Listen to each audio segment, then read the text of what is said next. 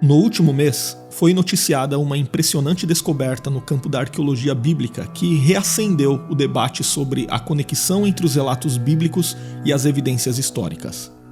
Durante escavações nas proximidades da muralha sul do Monte do Templo, em Jerusalém, arqueólogos da Autoridade de Antiguidades de Israel encontraram um raro selo de pedra datado de aproximadamente 2.700 anos, pertencente ao período do Primeiro Templo, ou seja, aquele templo construído pelo rei Salomão.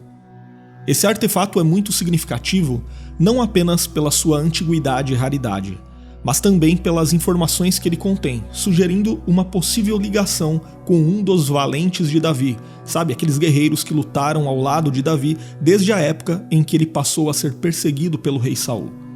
Nós sabemos que há muitos críticos que duvidam da existência de personagens bíblicos e da historicidade de seus registros, e sempre que surge alguma descoberta que possa lançar luz sobre esses fatos, isso acaba despertando o interesse das pessoas.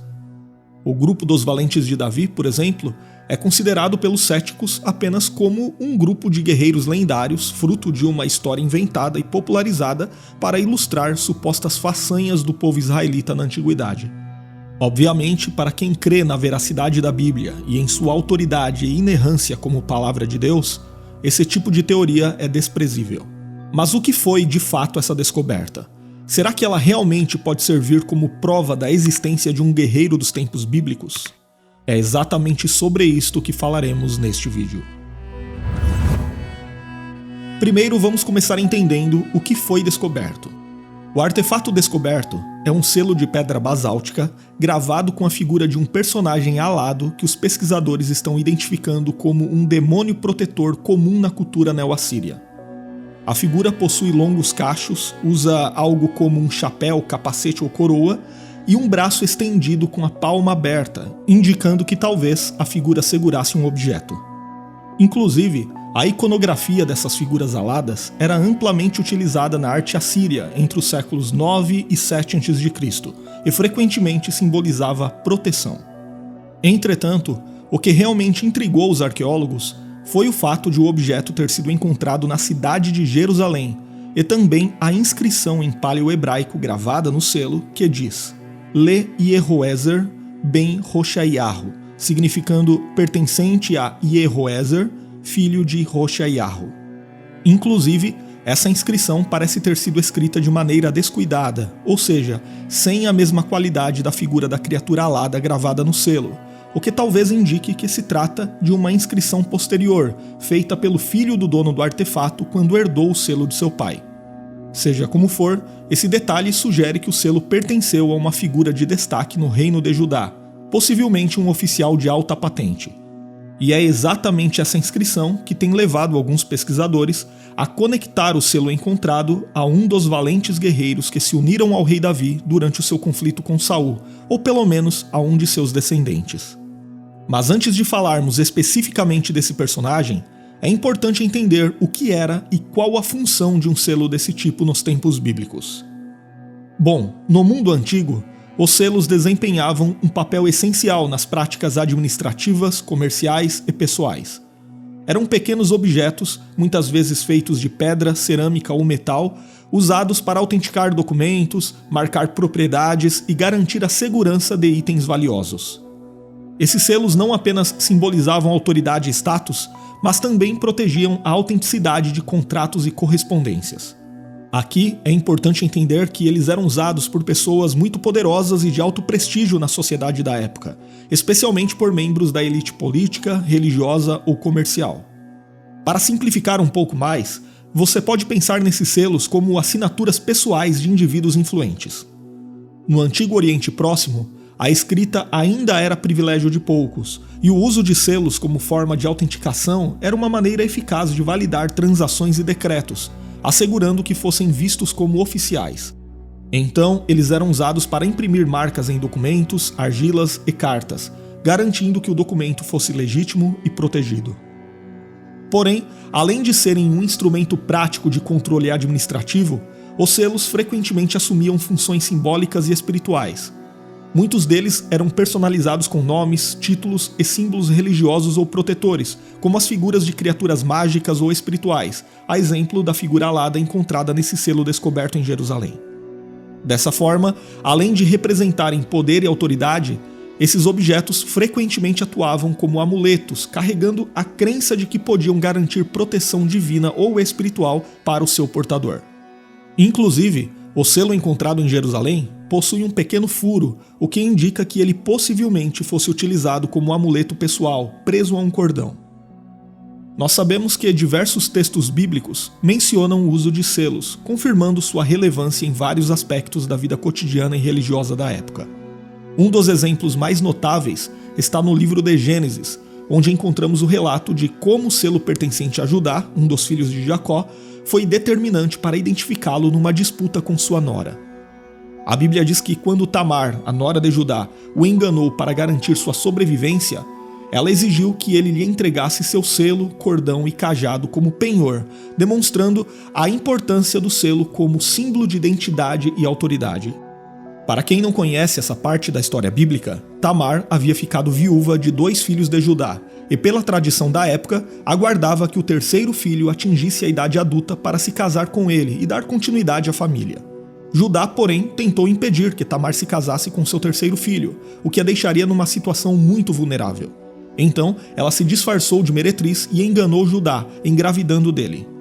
Depois, ela revelou a todos que havia engravidado do homem a quem pertenciam o selo, o cordão e o cajado que estavam em sua posse. Assim, o selo foi a garantia da identidade de Judá, funcionando como uma assinatura pessoal inquestionável. Outro exemplo interessante é encontrado no livro de Ester, onde o selo real foi utilizado pelo rei persa Assuero para aprovar e promulgar decretos. Em Ester, capítulo 3, entre os versículos 10 e 12, o rei confiou seu anel de sinete a Amã para selar uma ordem de destruição contra os judeus, mostrando como os selos também desempenhavam um papel central em questões de governo e justiça. Mais tarde, em Ester, capítulo 8 e versículo 8, o anel foi entregue a Mordecai, permitindo que este emitisse decretos em nome do rei, novamente destacando o poder e a legitimidade que um selo conferia a um documento. Além disso, no livro de Jeremias, capítulo 32, entre os versículos 10 e 14, o texto bíblico registra que o profeta Jeremias comprou um campo e selou o contrato de compra com testemunhas, depositando o documento em segurança.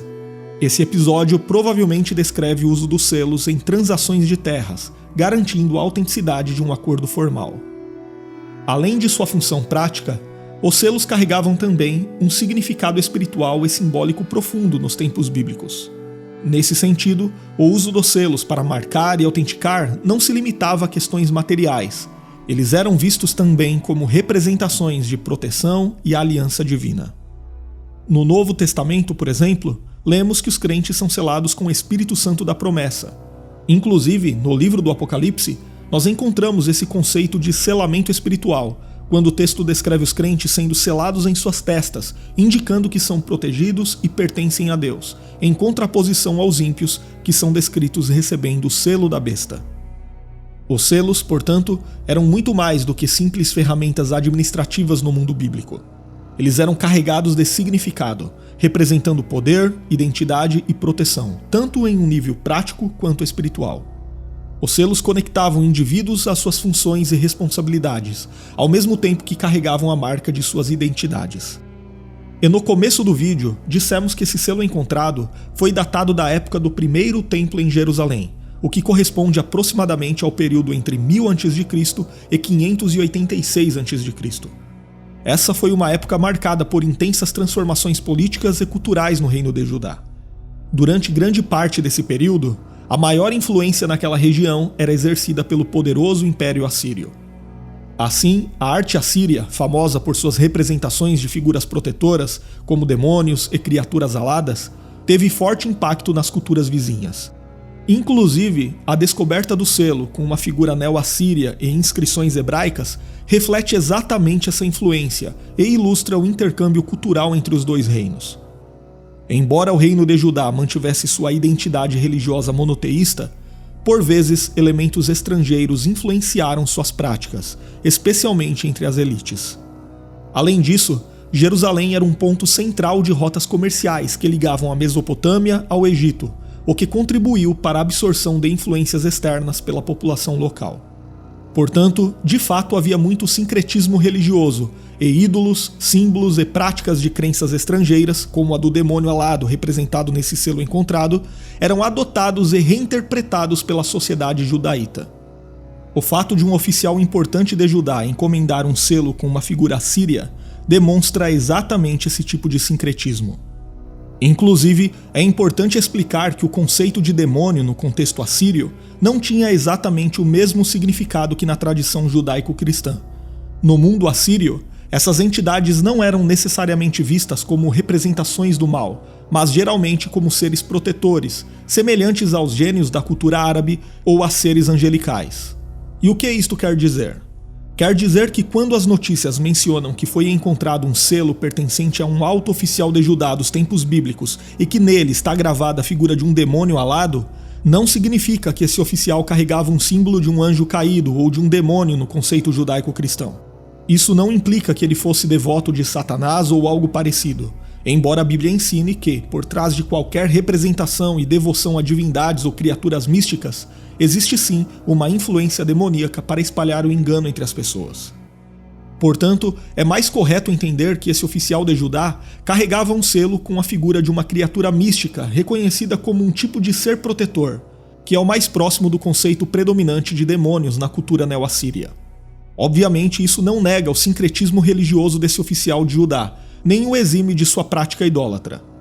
Em outras palavras, ele foi apenas mais um dos muitos que infelizmente depositaram sua confiança fora do Deus de Israel. Nesse ponto, há um contraste notável. Como falamos, o selo encontrado traz a identificação de pertencimento a Yehoezer, filho de Hoshaiahu.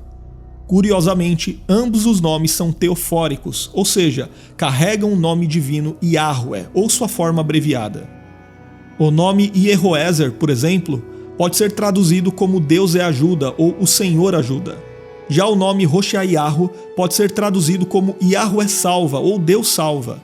Portanto, os dois nomes expressam uma confiança no auxílio do Senhor e enfatizam a ideia de salvação divina. Porém, ironicamente, esses dois indivíduos que traziam em seus próprios nomes um testemunho dos grandes atos redentores do Deus que realmente é digno de confiança, também carregavam um amuleto de proteção com a figura de uma criatura mística. Considerando o local em que o selo foi encontrado, essas pessoas eram vizinhas do Templo do Senhor em Jerusalém. Cada vez que seus nomes eram pronunciados, era um lembrete de que Deus é socorro, de que Deus ajuda, de que o Senhor é quem salva. Mas, lamentavelmente, eles preferiam se proteger e autenticar seus negócios com figuras mitológicas. Isso é uma prova do perigo da idolatria e de suas consequências devastadoras. A idolatria desvia o homem da verdade de Deus, que está bem diante dele, e o lança numa busca sem fim pelo engano. Aqui alguém até pode argumentar que a influência da Síria era muito grande naquela época, mas isso não era desculpa para um filho do povo da aliança falhar em sua devoção exclusiva a Deus. A história do profeta Daniel e seus 3 amigos na Babilônia é um exemplo de que é possível permanecer fiel a Deus mesmo numa terra estranha, no meio de um povo idólatra. E agora, para concluirmos, chegamos à pergunta inevitável. O selo encontrado pertenceu ou não a um dos valentes de Davi? De fato, alguns estudiosos estão tentando estabelecer uma possível ligação desse artefato com um dos homens valentes de Davi. Esses guerreiros eram conhecidos por suas habilidades excepcionais e também por sua lealdade ao futuro rei de Israel durante seu exílio e conflitos com Saul.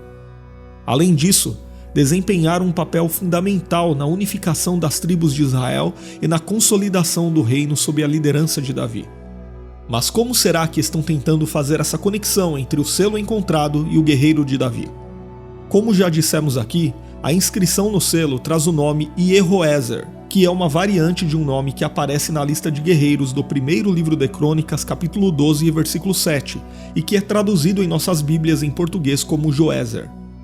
Então o raciocínio é basicamente o seguinte: foi encontrado um selo que pertenceu a alguém poderoso ou participante da elite israelita no período do primeiro templo em Jerusalém.